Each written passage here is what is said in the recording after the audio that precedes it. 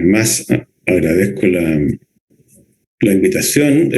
La verdad es que este es un tema que a mí hace ya algún tiempo me viene interesando mucho, de los trastornos neurológicos funcionales. Es un tema que se conversa y se enseña poco y donde se hace mucho daño. Y desde la neurología creo que tenemos harto que decir a este respecto. Así que, sin más, vamos a comenzar. Esto es sobre la semiología de los trastornos neurológicos funcionales. La verdad es que la historia de la histeria es una historia bien perturbadora, ¿no? Donde la mujer sistemáticamente ha sido estigmatizada, discriminada y muchas veces vista con desprecio, tal como observamos en la portada de este libro, ¿no? Vamos a tratar de poner las cosas en su lugar, de aplicar la medicina moderna a este tipo de problemas, con todos sus paradigmas. Y vamos a ver cómo en ello la semiología y la realización del examen neurológico tienen un rol muy importante. Vamos a hablar un poco sobre la historia, imposible no, sobre el fin de la histeria, parafraseando aquí a Fukuyama con el fin de la historia, ¿no? El fin de la histeria. Sobre semiología, los trastornos neurológicos funcionales, que es lo que nos convoca principalmente, pero un poco de contexto siempre viene bien. Y vamos a hablar de lo que yo llamo o he querido conceptualizar como el futuro de la evaluación semiológica, hacia dónde tiene que tender la semiología, una reflexión general y en particular a lo que aplica para los trastornos neurológicos funcionales. Uno cree que la semiología es una disciplina como tal estática, ¿no? Propia del exceso de descripción de los orígenes de la neurología, de muchos signos, muchas cosas raras, pero esto tiene que tender a enmarcarse dentro de lo que es los estándares habituales de evaluación de los pacientes en la medicina moderna. Es un poco una reflexión final un poco más provocadora, pero que espero que les haga sentido. Se me representan de la cultura egipcia, o algunos dicen los asirios, babilonios. En concreto tenemos registro del papiro de Cajún, 1800 años antes de Cristo, un papiro con instrucciones obstétricas, de cómo lo que hoy día llamaríamos el útero se ha salido de su lugar, 1800 años antes de Cristo en la cultura egipcia. Esto es tomado por los griegos, ísteros, el útero, de ahí viene histeria, y tanto la tradición hipocrática como platónica hacen suyo esto del útero errante y lo asignan a una condición propia de la manera de enfermar el de la mujer, o alguna de las maneras de enfermar el de la mujer, ¿no? Con tratamientos de ese tipo. No obstante, tienen que pasar prácticamente 17 siglos, en el siglo XVII, Thomas Willis y Thomas Sydenham, respectivamente llevan la histeria, la sacan del útero y la llevan al cerebro y la vinculan a las emociones. Como si, o sea, han pasado mil de la concepción heredada de los egipcios luego de la tradición hipocrática de la medicina griega. No obstante, la histeria como tal, como fenómeno cultural que trasciende a la medicina, incluso, eso la debemos a Charcot, ¿no? La invención de la histeria. Charcot, padre de la neurología, por todos conocidos, que nos dedicamos a esto,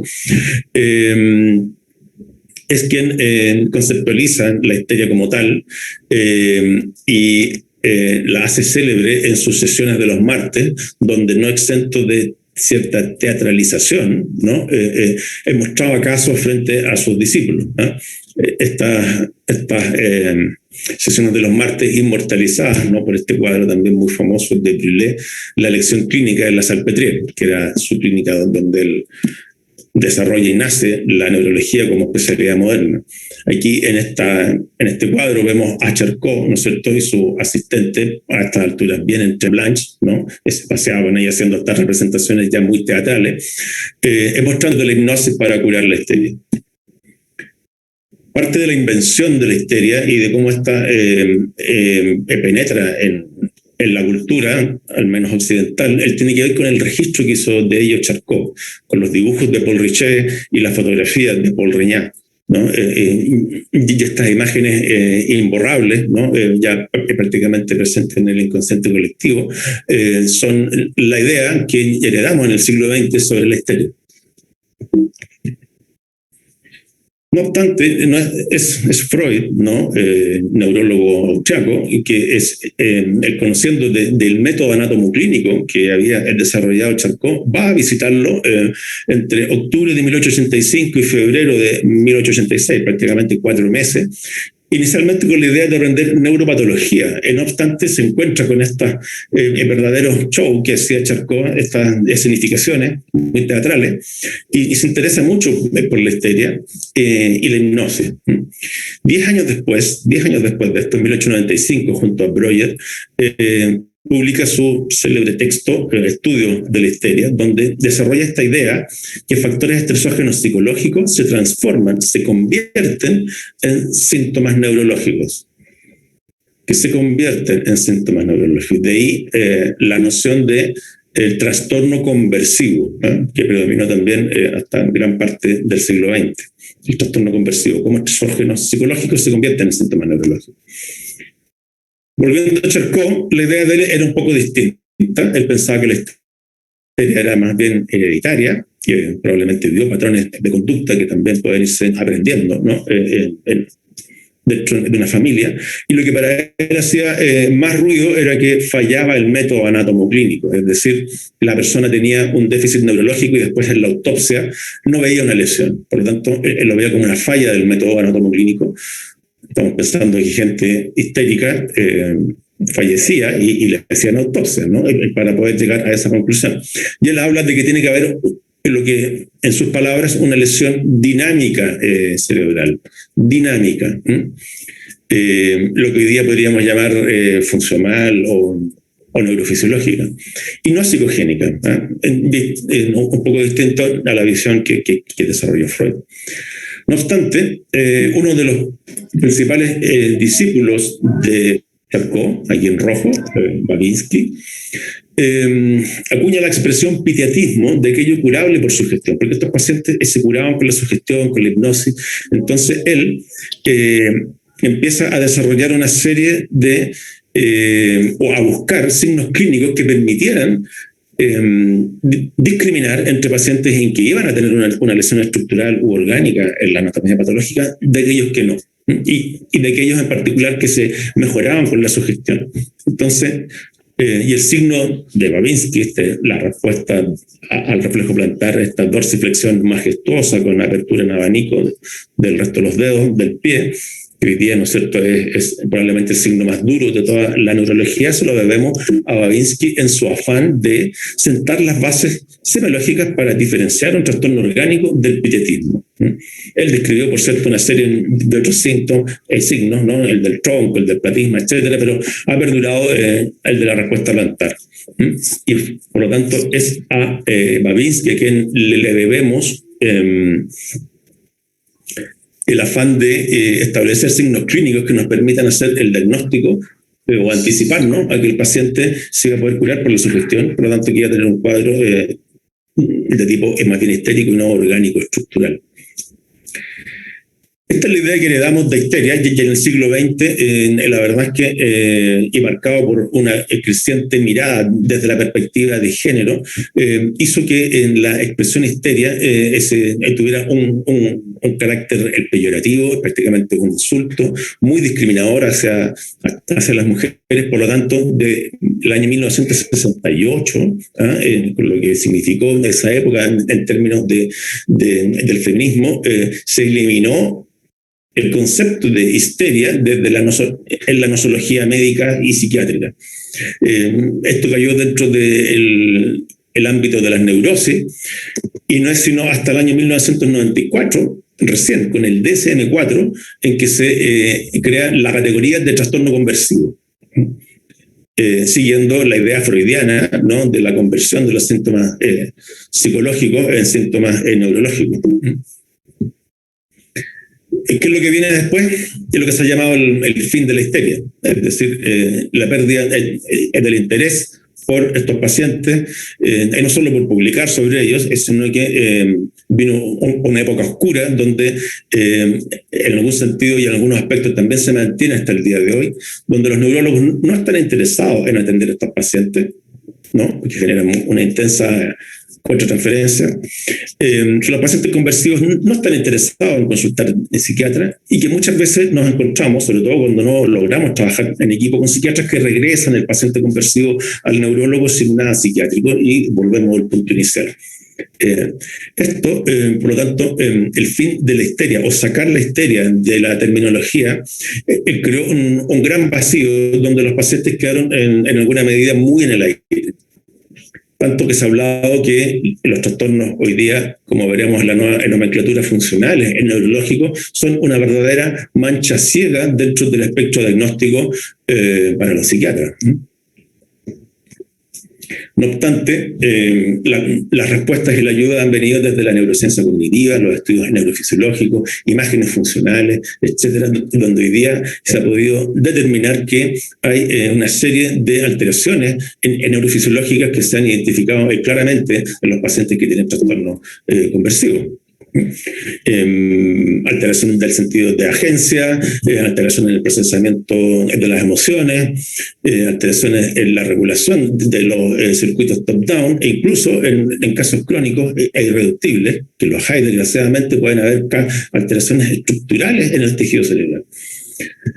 Por lo tanto, se han logrado construir modelos neurofisiológicos que han evolucionado a modelos biopsicosociales y finalmente a un modelo psicopatogénico donde tenemos factores predisponentes, precipitantes y perpetuantes, y donde las condiciones neurológicas médicas son un factor precipitante y perpetuante para trastornos neurológicos funcionales. A este hombre, a John Stone, de la Universidad de Edimburgo, a quien le debemos la vuelta a la neurología de la histeria o de los trastornos conversivos.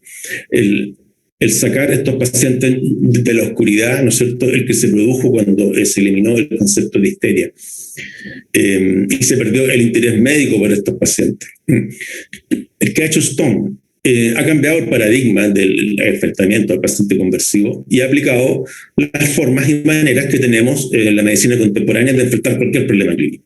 Partamos por hacer estudios epidemiológicos, incorporemos los estudios de ciencia básica, por lo tanto, y de neurociencia cognitiva, ¿no? Por lo tanto, ya no hablemos tanto de conversivo, sino que hablemos de funcional, porque hay una alteración funcional en el cerebro. Esto implica, por lo tanto, una mirada más neutra sobre la etiología y explícita sobre la fisiopatología.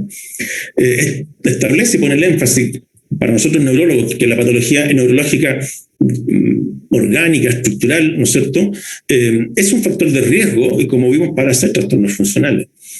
Hace los primeros estudios para la validación de signos clínicos que tengan de verdad un valor discriminatorio y no nos llenemos de pruebas diagnósticas, o sea, de pruebas semiológicas inútiles, ¿no es cierto?, que pueden a veces ser muy elegantes, pero que consumen tiempo y no tienen ningún valor predictivo con respecto al diagnóstico y evolución del paciente. Empieza a hacer incluso los primeros ensayos randomizados y las primeras guías clínicas como las que existen hoy en Escocia. Desarrollo una página que yo se las receto a mis pacientes, está en varios idiomas, está en español también, de neurosíntomas, donde los pacientes pueden sentirse identificados y encontrar información al respecto de su dolencia que, como vemos, suele transitar por la oscuridad de la medicina. Ya hay guías clínicas incluso en el NHS, el Servicio Nacional de Salud de Escocia. Por lo tanto, lo que hizo Stone no es otra cosa que dejar de mirar con displicencia, como veíamos en el cuadro inicial, a la paciente con histeria o a el paciente con un trastorno conversivo funcional, ¿no es cierto?, y aplicarle la manera que tenemos de enfrentar hoy en la medicina moderna cualquier otro problema. Pongamos epidemiología, pongamos medicina basada en evidencia, incorporemos, integremos el conocimiento que viene de las ciencias básicas, etcétera.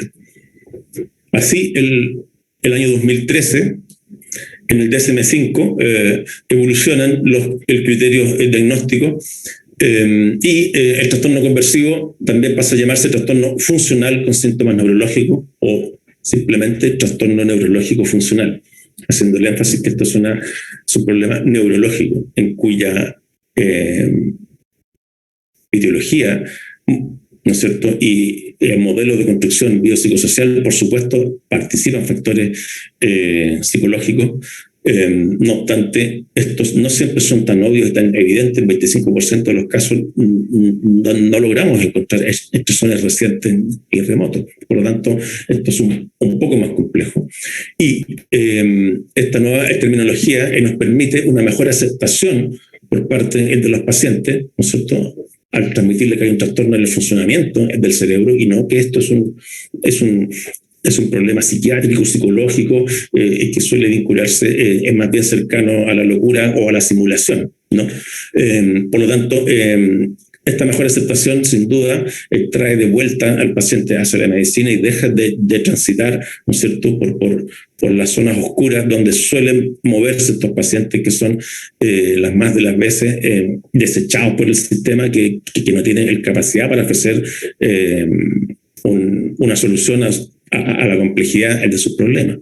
Entender al paciente funcional como un paciente neurológico es esencial para poder resolver el problema. Es esencial poder construir equipos de trabajo multidisciplinarios, ¿no es cierto?, donde el neurólogo que capta el paciente, ¿no es cierto?, las más de las veces estos pacientes consultan directamente a neurología, más que un psicólogo o un psiquiatra. Es fundamental tener este lenguaje común, tener esta terminología, ¿no es cierto?, no hostil, no discriminadora, que nos permita ganar la confianza del paciente. La iatrogenia a la que son sometidos estos pacientes es la principal causa de la refractariedad y cronificación de los casos. Y así, los criterios DSM-5 establecen, y por eso lo destaco en rojo, que para hacer el diagnóstico tiene que haber inconsistencia interna. Ya vamos a ver qué es esto. Es decir, una incongruencia con una condición médica o neurológica. Es decir, la inconsistencia interna ya la vamos a definir, pero es un déficit, ¿no es cierto?, una alteración neurológica y que no tiene una explicación clara desde el punto de vista semiológico o fisiopatológico, en que incluso es incongruente. Vamos a ver ejemplos. Y esto es clave porque permite hacer el diagnóstico de manera positiva. Si tiene inconsistencia interna, bueno, podemos hacer el diagnóstico de forma positiva y no solo de descarte. El diagnóstico de descarte puede hacerse infinito, eterno, ¿no? El shopping doctor, ver un doctor le pide 1000 pruebas, todas normales, ven otro médico, otras pruebas, le repite las mismas, agregan otras y cada vez más caras, a veces invasivas, el diagnóstico al voleo, ¿no es cierto?, el tratamiento empírico, en fin, y vamos acrecentando esta verdadera bola de nieve a la que van contribuyendo el sistema de salud para intentar resolver el problema cuando en su meollo no se ha enfrentado, en su origen, que no se ha enfrentado de la forma adecuada. ¿Por qué no le da tanta importancia a los trastornos funcionales? Bueno, porque son frecuentes, son muy discapacitantes, son de difícil diagnóstico, generan mucho gasto, hay mucho desconocimiento y donde hay mucha iatrogenia. Nosotros dañamos mucho a estos pacientes. Podemos sistematizarlo como trastorno neurológico y funcional motor, sensitivo, cada uno con exceso o déficit, ¿no? Y sensoriales, visual, auditivo, vestibular, axiales, marcha, habla, postura, y los trastornos paroxísticos, ¿no? Crisis epiléptica y otros trastornos funcionales paroxísticos, en particular trastornos del movimiento. Algunos incluyen aquí también los trastornos de conciencia. Hay dudas, eso es más el espectro el disociativo, ¿no? Pero yo me voy a remitir fundamentalmente a los trastornos motores, sensitivos y de la marcha, los trastornos del movimiento y los trastornos paroxísticos. Las crisis no epilépticas son en sí mismos un mundo solo en la semiología. Pero hay conceptos generales que aplican, ¿no? Hacer el diagnóstico positivo. Busquemos inconsistencia interna. No solo un diagnóstico de descarte. No diagnóstico por prejuicio de los antecedentes psiquiátricos del paciente. Difícil todo esto, por supuesto, ¿no? Contrario al acercamiento bayesiano que habitualmente hacemos. No por el contexto emocional en el que se manifiestan en los síntomas. No excluye a hombres, adultos mayores o niños, ¿no? Esto no es solo el de las mujeres. Por supuesto que puede verse a cualquier edad y también en hombres. ¿Qué es la inconsistencia interna? Es, como dijimos, falta de coherencia clínica, anatómica o fisiopatológica en un déficit neurológico. Ejemplo, un trastorno sensitivo de un territorio no anatómico, que no es un dermatoma, que no es un territorio del nervio periférico. Una hemiparesia sin un patrón piramidal, ¿no es cierto? Mayores extensores en el brazo y mayores flexores en la pierna. Imposibilidad de realizar un movimiento en una posición, pero sí en otra. Sea hacia adelante o sea hacia atrás. De repente hay movimientos hacia adelante no puede hacerse, pero sí hacia atrás. O que de pie no puede hacer un movimiento, levantar una pierna, una rodilla, pero en decúbito sí puede hacerlo. El defecto de campo visual, el tubular, que sabemos que no es anatómico, etcétera, etcétera. O sea, es un déficit, ¿no es cierto?, que no tiene coherencia clínica, anatómica o fisiopatológica. El trastorno neurológico motor, o sea, funcional motor, hay signos como la caída del brazo sin pronar, vamos a ver un dibujo de eso. La falta de signos piramidales, por supuesto, eso apoya, ¿no? Si hay signos piramidales, por supuesto, eso da el sello de organicidad. La falta del patrón anatómico, como ya lo describíamos. Impersistencia motriz, esto es que el esfuerzo al testing muscular es inconstante. El colapso o el giveaway, ¿no? Que haciendo fuerza bruscamente pierde el tono muscular y bruscamente se pierde el esfuerzo. La marcha pseudohemiparética, que vamos a ver que tiene algunas particularidades, en particular arrastrar el pie, sea por borde interno o borde externo, signo de Hoover, signo de los aductores, que los vamos a revisar con más detalle. Ojo que los reflejos osteotendinos pueden estar vivos, es decir, un poco exagerado, en el hemicuerpo parético. Hay que recordar que estos pacientes incluso pueden llegar a tener anestesia al dolor, y por lo tanto que haya algunas alteraciones al examen son propias de los fenómenos fisiopatológicos que están sucediendo. No podemos ver Babinski, eso sí, por supuesto. La bella indiferencia, también heredada de la neurología clásica francesa de fines del siglo pasado, es característicamente asociada con los trastornos conversivos, hoy día funcionales. La verdad es que en estudios han mostrado que no son discriminadores.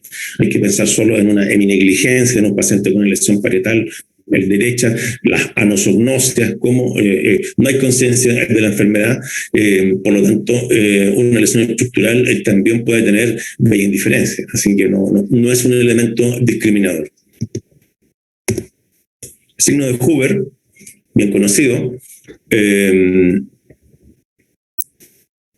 y muchos de estos signos se basan en las respuestas sincinéticas y sinérgicas. Es decir, aquí en una persona en decúbito, si yo le pido que levante en la pierna izquierda contra gravedad para apoyarse, fija la pierna derecha en extensión contra la superficie el de apoyo, ¿no? Si yo le pido que levante contra resistencia en la pierna izquierda, fija, ¿no?, la pierna derecha para fijar la pelvis contra la superficie de apoyo. En un paciente con un trastorno funcional, ¿no es cierto?, que se queja de una paresia de la pierna izquierda, yo le digo que levante la pierna, no va a poder, pero tampoco va a haber un esfuerzo genuino, sinérgico, sincinético, de extender la cadera para fijar pelvis y apoyarse en la superficie.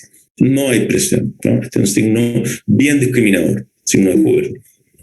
Esto, lo mismo se puede hacer sentado. El signo de Sono, de un neurólogo japonés, el Hoover, de principios del siglo XX, 1908, Sono de 2004, que es un siglo después, que se basa en el mismo principio. Es un poco más enredado, pero también es bastante discriminador para una paresia funcional.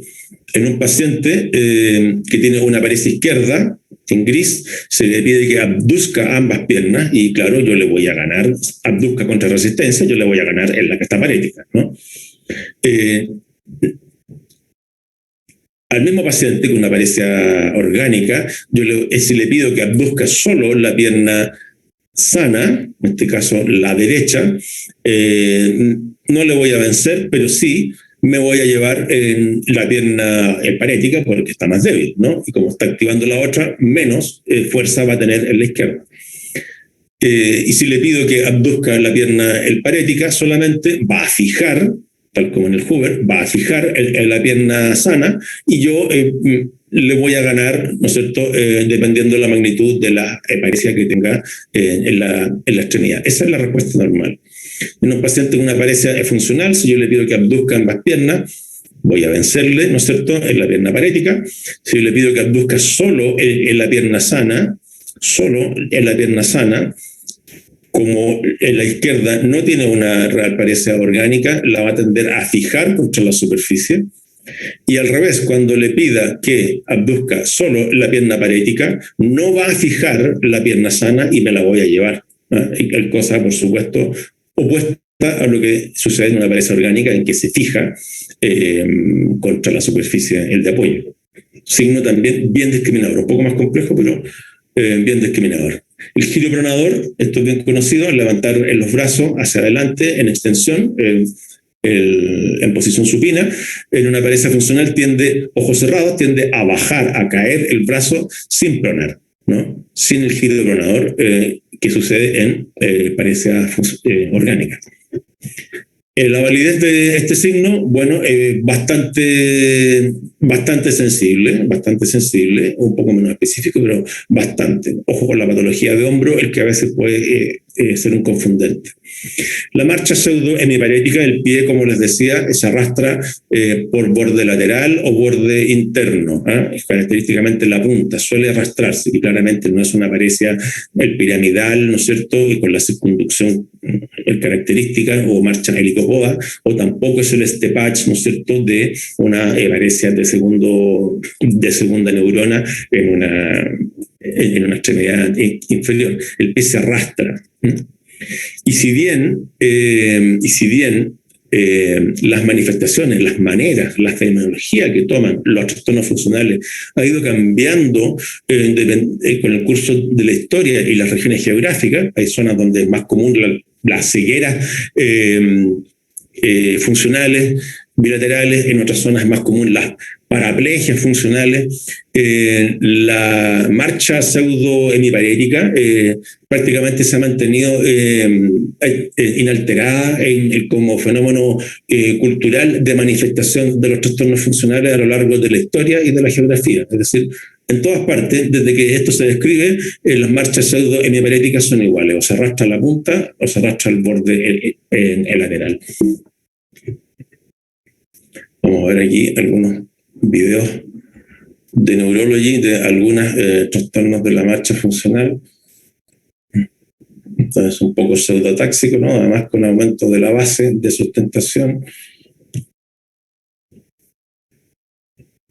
Vamos a ver algunos otros ejemplos. Esto es bien característico como van buscando las superficies de apoyo, ¿no? Como se van cayendo hacia la pared. Claro, aquí es muy evidente porque es muy ancho, pero en un pasillo corto o más estrecho es frecuente que puedan oscilar hacia un lado u otro sin caerse y tomando posiciones bizarras, ¿no? Un signo, el que se ha descrito en estos pacientes, es el del resoplido, ¿no? Como haciendo un gran esfuerzo mientras están intentando el caminar, cosa que nosotros habituados a ver pacientes con hemiparesia o hemiplegias orgánicas rara vez vemos, ¿no? Incluso en enfermos con disnea, insuficiencia cardíaca, rara vez vemos que hagan tanto esfuerzo respiratorio, ¿no es cierto?, y menos este resoplido que yo les hacía mención. Ese estaba bien para caerse, porque el pareciera como un peroneo. Hay pruebas para... ¿no? Y aquí combina con un temblor, ¿no? Casi como un síndrome de Pisa, con inclinación del tronco hacia atrás. Posiciones bizarras.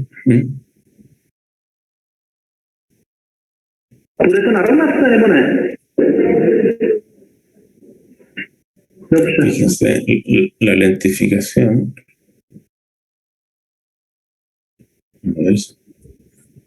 y los vamos explorando en distintas formas para ver que aparezca la inconsistencia interna, hacia adelante, hacia atrás, intente correr, etc. Aquí no la prueba de Gutenberg es, a ver,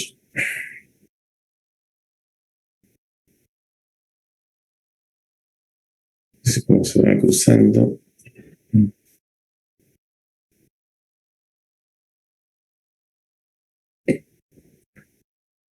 Ustedes entenderán que para hacer el diagnóstico hay que explorar muy bien a estos pacientes, miren cómo arrastra, hay que saber mucha neurología.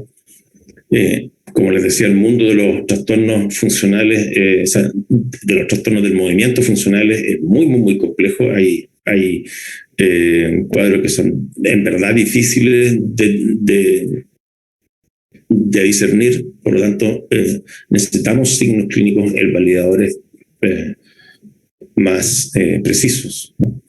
Fíjense la velocidad de la marcha, la actitud del tronco, ¿okay? Todo un mundo, los trastornos funcionales de la marcha. Otros tipos de trastornos motores son las posiciones fijas o contracciones tónicas, aquí con esta pseudoparesia facial que característicamente ¿no es cierto? Se desvía de forma tónica el ángulo de la mandíbula, esta mano en semiflexión fija o la aducción del pie. Todo esto, o muchos también pueden verse o confundirse con un pie estriatal en un paciente con una distonía, en fin. La electromiografía puede ayudar ahí, ¿no es cierto?, para discriminar si una real contracción distónica.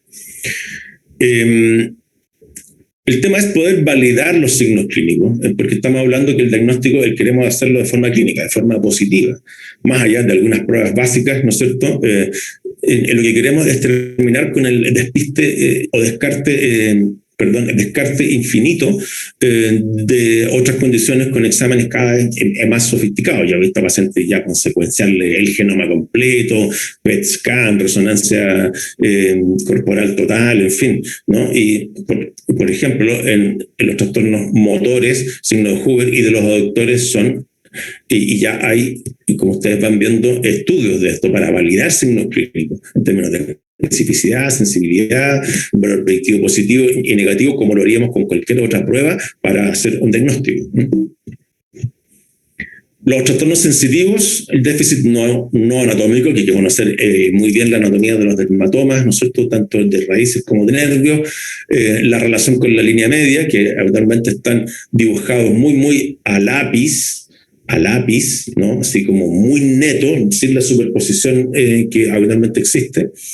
Suelen ser fluctuantes y variables. Esto del curso evolutivo en general de los síntomas funcionales, hay claves muy importantes ahí, ¿no? En general, para todos los trastornos funcionales, es la variabilidad en el tiempo, ¿eh? Y que aumentan con la observación. No es que el paciente esté simulando, no siempre es fácil hacer la diferencia, pero en los pacientes funcionales disminuyen claramente los síntomas cuando el paciente está solo y aumentan con la observación, sin que estén simulando el déficit. Hay pruebas de despiste, vamos a ver la de Paulus Currier. El si no es cuando ojos cerrados, uno le dice cuando le toque el lado, o sea, cuando sienta bien, dígame sí, cuando sienta mal, dígame no. Y claro, es un poco burda, pero a veces permite pesquisar algún trastorno. Es más sensible la de Paulus Currier, que vamos a ver luego. Una hemipostesia, por ejemplo, que respete el reflejo corneal. En lo sensitivo es lo más blando de todo el examen neurológico, porque tiene que ver con una experiencia, con una percepción del paciente, pero pueden haber reflejos que nos ayuden, en particular en este caso el reflejo corneal, ¿no? Pero es lo que el paciente dice, uno ni siquiera está viendo, ¿no?, como el trastorno motor. Aquí es lo que el paciente dice sentir. Ojo, que el reflejo plantar puede estar mudo, o sea, silente, ¿no?, en el hemicuerpo hipostésico. Vuelvo de nuevo a las alteraciones neurofisiológicas que pueden ocurrir en estos pacientes. Charcot ya hablaba, y lo dejó así explícito en sus dibujos, de los trastornos sensitivos en parche, así salpicado, que no respetaba muy bien el dermatoma, como una forma de expresarse de los trastornos funcionales. Ojo que la esclerosis múltiple también puede dar trastornos en parche, aunque si bien son más delimitadas, sí suelen ser anatómicas. El test de Paulus-Courier, ¿no? Un doble giro con los brazos, un doble giro, ojo cerrado, y se le toca en los dedos con una aguja roma para que diga dónde siente bien y dónde siente mal. Y al doble cruzar se pierde bastante la representación y es frecuente el error. El déficit no anatómico, ¿no? Un trastorno sensitivo en guante, ¿no? O en guante corto o manga, ¿no? Eso no es anatómico, a la diferencia de un nervio periférico o una raíz, ¿no? Lo mismo con la pierna, una pierna con hipostesia desde la raíz versus, en este caso, ¿no es cierto?, femoral cutáneo, el lateral o el peroneo superficial. El gradiente, el que hay entre las modalidades sensitivas, él también se pierde y pueden tener hipostesia de borde muy neto para todas las modalidades y sin el gradiente que habitualmente hay. O cuando compromete en la cara, no respeta los márgenes del trigémino. A veces se extiende hasta la oreja, el ángulo de la mandíbula y habitualmente llegan hasta la línea de implantación del cabello. A diferencia de una lesión estructural. Las hemihipostesias, como les decía, suelen ser muy netas y no superpuestas como habitualmente vemos en pacientes orgánicos. Y lo mismo con el nivel sensitivo, suelen simulando una mielopatía. Son muy netos y no hay superposición como sí existen por los ramos ascendentes y descendentes. Los trastornos sensoriales, el visual probablemente el más común, hay algunas pruebas, en la prueba del espejo, esto se le pone un espejo con los ojos abiertos y se va moviendo y es imposible no seguirse con la mirada. El signo de las gafas de sol o lentes de sol, el paciente está, ¿no es cierto?, en la sala de espera donde no hay mucha luminosidad, está ciego, pero está con gafas, uno no entiende por qué, ¿no? En la prueba de dedo con dedo. Esto, con ojos cerrados, la propriocepción a mí me permite, ¿no es cierto?, apuntar dedo con dedo. Si el paciente tiene una ceguera monoocular, le hago esta prueba, primero con ambos ojos cerrados, después le cierro el ojo sano, el ojo enfermo, disculpen, le cierro el ojo sano y el paciente puede hacer en la prueba sin dificultad, mientras que al cerrarle el ojo enfermo, no, es al revés, disculpen, me enredé un poquito.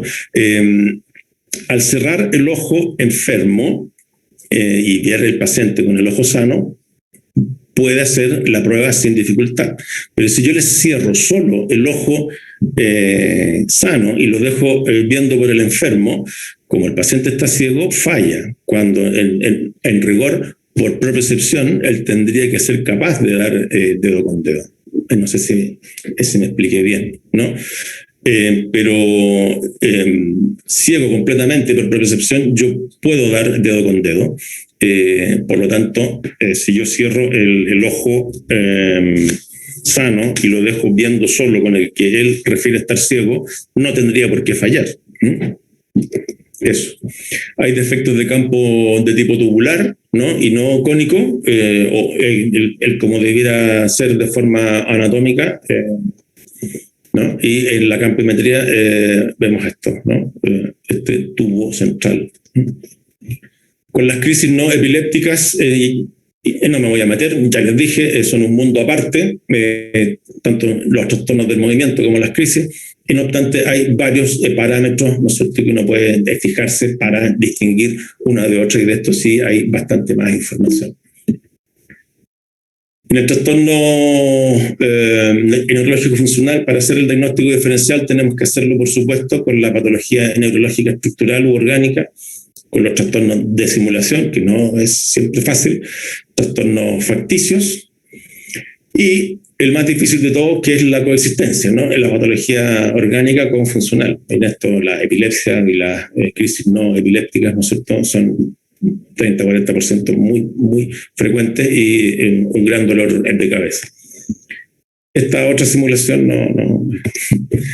Y ojo que hay cuadros que parecen funcionales pero son orgánicos: síndrome de la mano alienada, síndrome del acento extranjero, una distonía, síndrome de la persona rígida, turetismos, infarto talámico, que pueden a veces dar como manifestación clínica un trastorno tipo funcional, síndrome de Anton, ¿no es cierto?, esta anosognosia a la ceguera cortical, algunas formas de manifestación de epilepsia del lóbulo frontal, y así podríamos estar todo el día.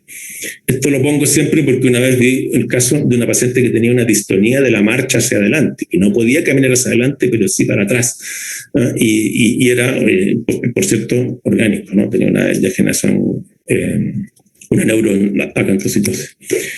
Finalmente, y escapándose un poco a la semiología misma, pero sí a cómo debe ser el enfrentamiento, el encuentro con el paciente, ¿no?, cuyos códigos están en la semiología, hay que ser extraordinariamente cuidadoso con el lenguaje. Esto no puedo dejar de enfatizarlo. Hay que validar al paciente en su condición de enfermo, hay que decirle que sí está enfermo y rápidamente que no está enfermo de un ictus, de una ACV, de un tumor, de una múltiple. O sea, hay que decirle que no tiene, ¿no es cierto?, pero sí que sí está enfermo, y validarlo en su condición de tal, que no hay un daño en la estructura del cerebro, pero sí en el funcionamiento. No en el hardware, pero sí en el software. ¿Okay? El que su problema sí tiene tratamiento y que el abordaje debe ser multidisciplinario, incluido psiquiatría, psicología y rehabilitación, pero que es enfermedad neurológica. Así como una fibrilación auricular y una enfermedad cardíaca puede ser la causa de una enfermedad neurológica como un infarto cerebral. Estos pacientes están enfermos de un problema neurológico cuya causa es una alteración en el procesamiento de las emociones y del control motor vinculado a ellas, ¿no? Por lo tanto, esa mirada nos permite de verdad poder construir un lenguaje que permita al paciente aceptar su condición, sentirse acogido y encapsular el problema. A mí me gusta usar esta expresión, que es el delimitarlo y evitar que siga creciendo. Habitualmente solo crece como una verdadera bola de nieve, por lo que hemos dicho. El diagnóstico es apresurado, hay muchas pruebas, no sé lo que tiene, o su problema está en la cabeza, en fin. Para el neurólogo, sobre todo en el contexto de urgencia o una primera consulta, por favor, no intentar encontrar la causa, no para hacer una buena entrevista psicológica, ver, ¿no es cierto?, antecedentes de trauma en la infancia, etcétera. No tenemos la herramienta en neurólogo y muchas veces tampoco en las condiciones para hacerlo, para poder contener al paciente. No queremos abrir una caja que no vamos a poder cerrar y no es justo ni digno al paciente a exponerlo y retraumatizarlo con entrevistas repetidas intentando buscar el antecedente de un abuso sexual en la infancia. Esto hay que dejarlo al profesional especializado, ¿no?, que sí tiene las herramientas y las condiciones para poder hacerlo, ¿no? Cuidemos el lenguaje. Se ha llegado a publicar esto, el número necesario para ofender. Así yo le digo al paciente que está todo en la cabeza y necesito decirlo 2 veces para ofenderlo, mientras que si hablo de esclerosis múltiple suben a 22. Y este es el porcentaje de magnitud de qué tan ofendido se siente el paciente o su parecia histérica. Esto no puedo dejar de enfatizarlo y probablemente sea lo más importante de toda esta presentación. Cuidemos el lenguaje, no estigmaticemos a estos pacientes, no los discriminemos, no enfrentémoslo como quien quiere sorprender a alguien que está haciendo trampa. Este enfermo no es un tramposo, no nos está haciendo trampa a nosotros y ni siquiera a sí mismo. Es una persona que está enferma y como tal necesita ayuda, su problema es complejo, necesita una ayuda por lo demás multidisciplinaria y nosotros tenemos que tratar de estar a la altura de ese requerimiento.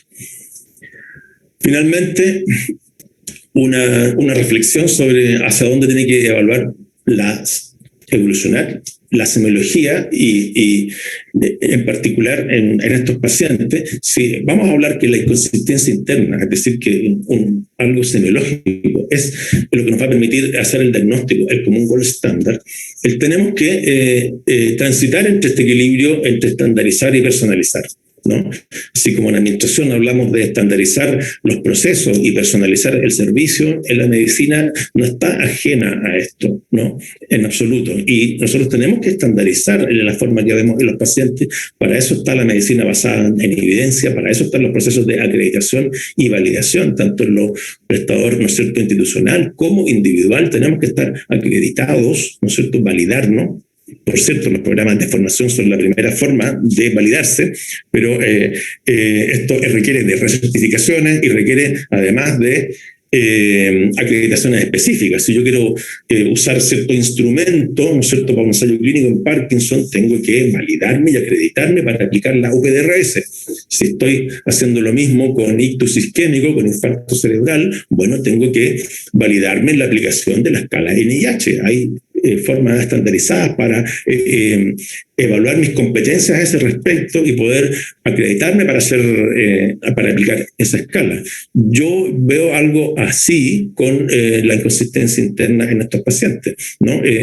Donde, por cierto, tenemos que tender a estandarizar, pero sin dejar de personalizar, ¿eh? Y ese es el desafío, insisto, que cruza a toda la medicina, donde el pensamiento fisiopatológico y donde la semiología son fundamentales como herramientas de razonamiento clínico, fisiopatológico y de semiología como manera de aproximarme y de acercarme al paciente. En esta balanza, por favor, nunca olvidemos las preferencias del paciente.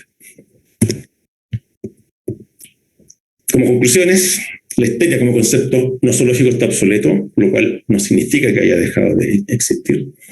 Ha evolucionado como ha evolucionado la medicina y esperemos la sociedad. El trastorno neurológico funcional es mejor que el trastorno conversivo como expresión, ya que es neutro sobre la etiología y explícito en la fisiopatología.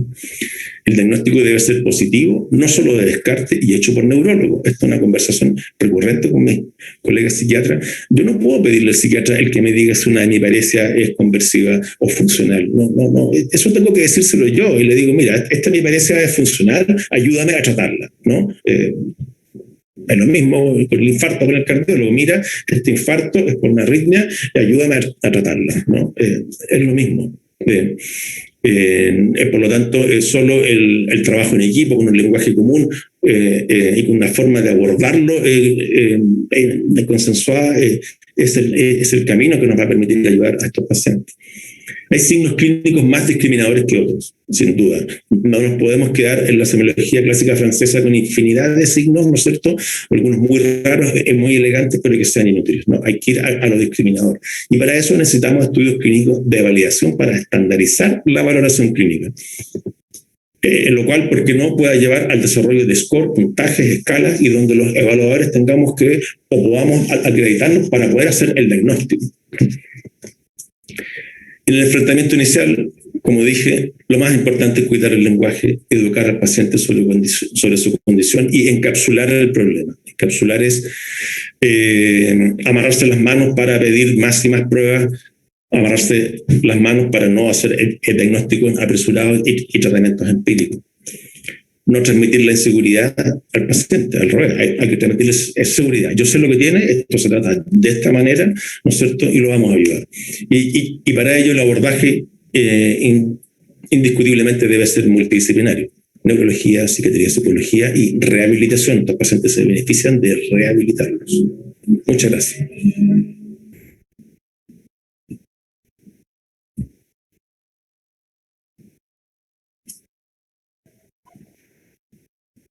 Muchas gracias, doctor. Un poco tarde, darle las gracias por su generosidad en compartir con nosotros conocimientos y este momento. Pues, habla el doctor Edgar Castillo.